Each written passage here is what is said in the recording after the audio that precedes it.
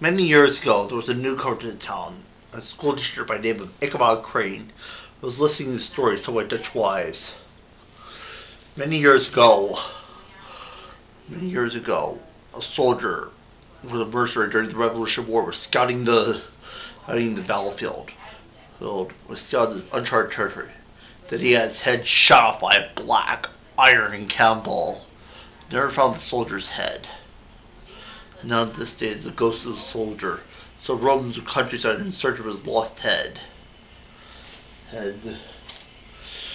That is the ghost of the headless horseman that roams the countryside.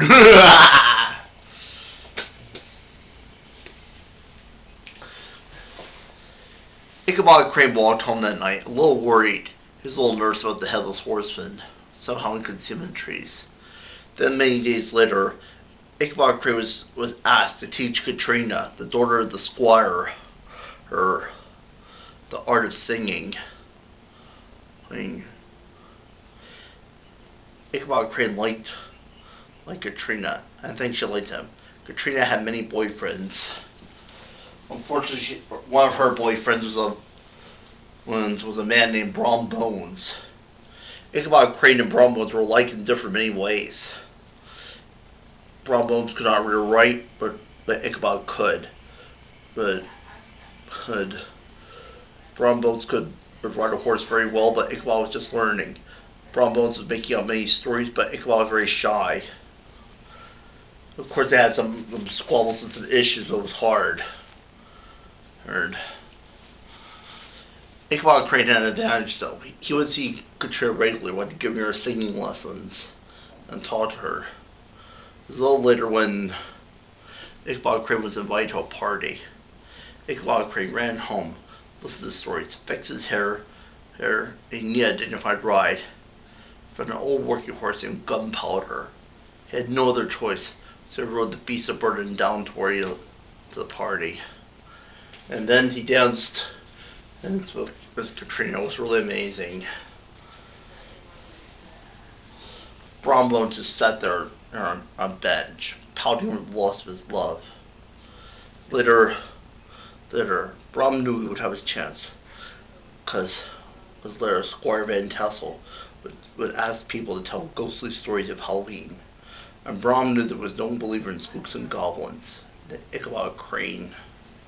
And he told the story of what happened. I raced a headless horseman for a glass of punch. And jumped the old Tris Bridge, and then the ghost burst into flames.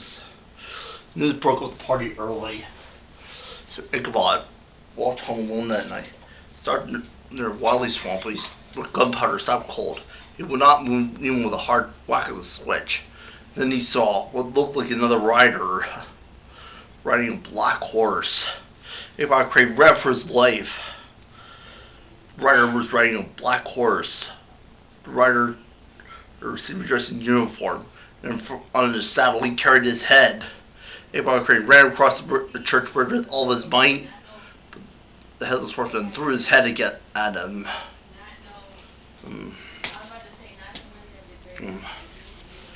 Ichabod Crane was later missing from Sleepy Hollow.